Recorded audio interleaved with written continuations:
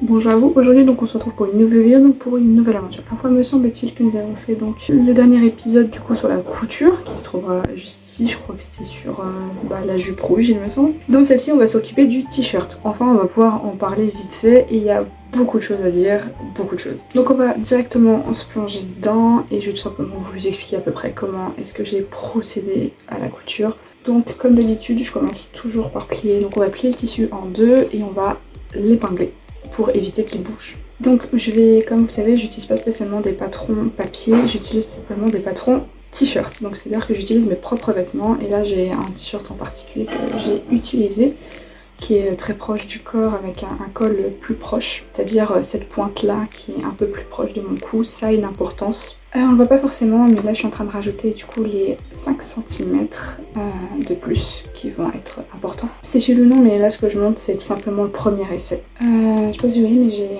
replié les manches tout simplement parce que le t-shirt de Rio n'a pas de manches. J'ai tout simplement replié. Ensuite je vais le plier en deux pour vérifier si les deux côtés sont symétriques et de pouvoir rectifier s'il est nécessaire. Donc par exemple le col n'était pas du tout symétrique, je crois qu'il y avait les manches aussi. Et ensuite on va tout simplement épingler le reste, donc c'est-à-dire on va faire les ourlets. Voilà, on va faire des petits ourlets, 2 fois du coup pour le col et 1 fois pour le reste. Et ensuite on va passer à la machine. Stop! Dans ma dernière vidéo, enfin sur l'une de mes vidéos, j'ai parlé de ma machine à coudre. Ma petite machine à coudre, elle est plutôt sympathique, elle est mignonne, je l'aime beaucoup. Mais j'ai reçu un commentaire qui a un petit peu, débunké un petit peu ce que je racontais, parce qu'effectivement, j'ai dit pas mal de bêtises. Je remercie du coup Alexandre Chatti 5439 d'avoir rectifié le tir et d'avoir expliqué mon erreur. Mon erreur a été de dire qu'effectivement ma machine à coudre était une bonne affaire, c'est-à-dire 50 € pour une 9 watts. Effectivement, c'est pas forcément le bon terme que j'aurais dû employer. Effectivement, c'est pas une machine de compétition, vous allez pas faire grand chose avec. La puissance sur une machine a pas mal d'importance, surtout en fonction du tissu que vous allez utiliser. Effectivement, ma petite machine, elle va servir que à coudre du drap ou de la toile, en tout cas quelque chose de pas très solide, voilà, pour passer. Donc oui, effectivement, si on veut une bonne machine, que ce soit pour débuter ou pour qui que ce soit, oui, il va falloir ouvrir le portefeuille et entrer avec 2 zéros derrière. Donc comme elle dit, c'est de l'ordre de 200 € et on est de l'ordre de 80 à 100 watts de puissance, ce qui n'a rien à voir avec mes neufs. Une machine pas chère qui fait le taf, c'est 100 € chez Lidl. Et elle m'expliquait que même si je revendais ou que si je tentais de faire quoi que ce soit avec... comment elle disait, elle va avoir les mêmes caractéristiques que les machines à 200. La différence étant principalement au niveau du service après-vente. Une Singer, n'importe quel réparateur agréé vous la prend sous garantie. La machine Lidl, même hors garantie, on risque de vous la refuser. En gros, grossièrement, on n'accepterait même pas de me réparer ma machine tellement que ça sert à rien quoi. Donc je te remercie énormément Alexandre Chatti. Effectivement, comme j'ai expliqué tout à l'heure, ce n'est pas forcément le bon terme que j'aurais dû employer. Effectivement, j'ai pas une machine extrêmement puissante, mais je trouve qu'elle fait assez bien le taf au niveau du projet que je veux réaliser. J'utilise principalement de la toile à drap et du jersey la plupart du temps de mes travaux. Et donc, cette machine-là, je trouve qu'elle fait super bien son travail pour le projet que je fais.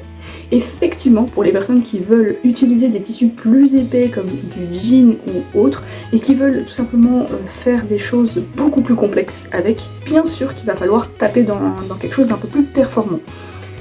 Bien sûr que c'est pas franchement la meilleure, effectivement, comme je m'en excuse, d'accord, effectivement c'était pas forcément l'affaire du siècle, mais à ce moment-là, j'étais vraiment ultra heureuse d'avoir trouvé une machine à coudre qui faisait le minimum pour très peu cher.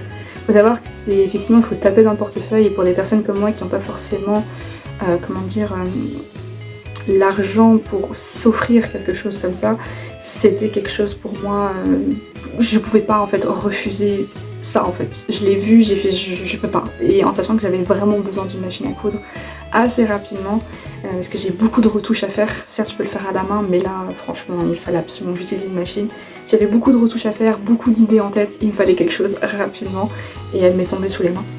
Mais je vous en conjure, prenez votre temps, choisissez votre machine de votre choix, prenez le temps de les essayer, prenez le temps de prendre une décision et de faire bien évidemment des comparaisons de prix et Et ne prenez pas non plus n'importe où, d'accord, mais voilà, je m'excuse amplement de vous avoir incité là-dessus, c'était pas du tout mon cas. Bref, retournons à notre t-shirt, parce qu'il y a encore plein de choses à dire. Et je vais tout simplement vous laisser avec le reste de la vidéo. En fait, je vais faire du coup mon deuxième essayage du t-shirt, parce que c'est ma deuxième version à ce moment-là. Malheureusement, j'ai pas l'essayage de la première version du t-shirt, malencontreusement vous saurez pas du coup la différence, mais j'explique tout simplement ce que je dois rectifier sur ce deuxième t-shirt. Alors pourquoi est-ce que j'ai refait le premier? Tout simplement parce qu'en fait, comme je vous ai dit, la pointe était trop basse et je la voulais plus haute. Comme vous savez, on est supposé faire un col roulé, donc la pointe est supposée être beaucoup plus haute. Là, je trouvais que c'était vachement bas. Donc voilà, et en plus on était assez large au niveau des côtés. Là on est légèrement mieux, mais vous allez voir très rapidement qu'il y a un truc qui va pas. Le haut a été cousu, bon il n'est pas encore totalement fini, mais il est cousu. Alors, rectifions. La dernière fois qu'on avait fait un t-shirt, enfin du coup le dernier t-shirt qu'on a fait, je vous signale que ça là c'était pratiquement ici et on avait vraiment les épaules.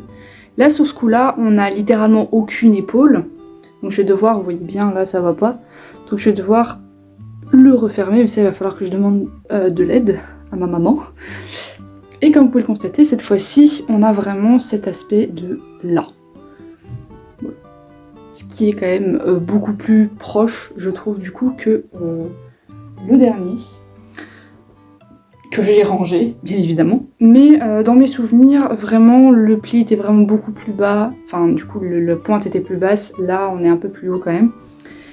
Donc voilà. Les manches sont un peu larges, mais ça se referme. Et puis, comme vous l'avez vu, c'est pas parfait. Il est quand même légèrement plus serré. Mais bon, on a toujours encore trop de largeur. Tout peaufiné encore derrière. Enfin, du coup, sur les côtés. Mais d'abord, il va falloir rectifier les épaules avant de s'occuper des côtés pour être sûr à 100%, pas faire de conneries. Je refais pause à ce moment-là. À ce moment-là, j'étais, comme vous l'avez pu le remarquer, dans le déni total. Et ce qui est fou, c'est que dans les prochaines séquences que vous allez voir, je commence à comprendre ma connerie. En fait, je suis dans un déni total parce que j'ai dû tout simplement refaire le t-shirt en entier. Sachez-le ou non, mais la première version du t-shirt, vous savez où il est? En réalité, il n'est pas caché quelque part. Hein. Non. Il est au niveau de mes jambes. Oui, je ne fais pas de gâchis. Et donc du coup, j'ai utilisé mon t-shirt V1 pour faire mes jambières. Ah, quand je vous dis que j'étais dans un déni total, j'avais complètement oublié cette étape. Et donc, quand j'ai fait du coup la V2 de mon t-shirt, j'étais dans un espèce de déni en me disant vas-y, ça va faire le taf. Certes, c'est pas joli au niveau du patronage, mais vas-y, quand je vais le coudre, ça va peut-être fonctionner. Je suis pas sûre de ça. Bref, du coup je vais vous laisser avec l'autre moitié où je suis en train de comprendre ma connerie. Et pour l'instant, j'assume pas du tout la connerie que j'ai fait pour l'instant. Je l'assume pas, mais je suis en train progressivement à comprendre. Ce que j'explique, c'est que c'est pas forcément des déceptions. Certes, je suis un peu déçue, mais je m'en doutais déjà que ça allait être de la merde au niveau de mes épaules, parce que, bien évidemment, moi je ne fais pas des patrons avec du papier patronage ou avec des patrons téléchargés. Non, j'utilise mes propres vêtements. Ce qui fait que à force, ton patron, donc ton vêtement va être tout simplement délavé, mais surtout ton tissu il est plus vraiment parfait.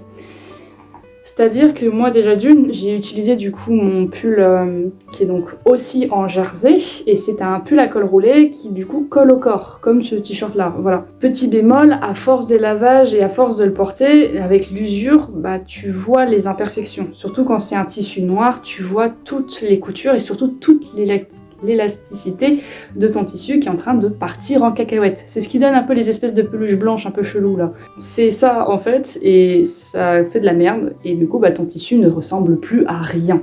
Donc grossièrement, utiliser souvent un vêtement à soie qui est complètement usé, c'est pas forcément la meilleure chose. Et en plus, quand j'ai réalisé du coup le tracé à la craie, j'ai vu à quel point les manches ne ressemblaient à rien. Vraiment, la courbe, c'était ça. C'était littéralement une cuisse. Enfin, un mollet pour être plus exact. Ça n'avait aucun sens. Pourtant, une manche est supposée être juste arrondie. Pareil, le col, j'ai dû le retravailler parce que ça formait juste une ligne droite, pas un U. Pareil, les épaules, elles font même pas 1 centimètre. Ça là, c'est vraiment la taille de l'épaule. Mais avec l'élasticité du pull, bah bien sûr que ça va s'extensible. Mais du coup, bah ça donne ce genre de truc là, parce que bah ton patronage, il est mauvais. Mais comme j'ai dit, c'est pas vraiment très grave. Tant que tu laisses ces fameux 5 centimètres d'épaisseur, donc de chaque côté de ton tissu, t'as des chances de pouvoir te rectifier et donc bah de pouvoir tout simplement corriger. Donc il n'y a aucun problème là-dessus. Et si tu les oublies, t'es bien dans la merde. Donc je suis bien heureuse, certes que ma manche soit dégueulasse, mais d'avoir assez de marge pour pouvoir rectifier le tir. Voilà, alors, oui, c'est pas... Alors, non, en fait, c'est pas parce que tu rajoutes tes 5 cm que pour autant ça va marcher. À l'heure d'aujourd'hui, je sais que je vais devoir faire un V3 de mon t-shirt. Je vais pas avoir le choix, il est vraiment dégueulasse, ça ne va pas. Et même si j'aurais pour rectifier au niveau des épaules, on voit déjà qu'il y a énormément de plis dessus. Et j'ai très peur qu'en essayant de rectifier, j'ai encore plus de plis.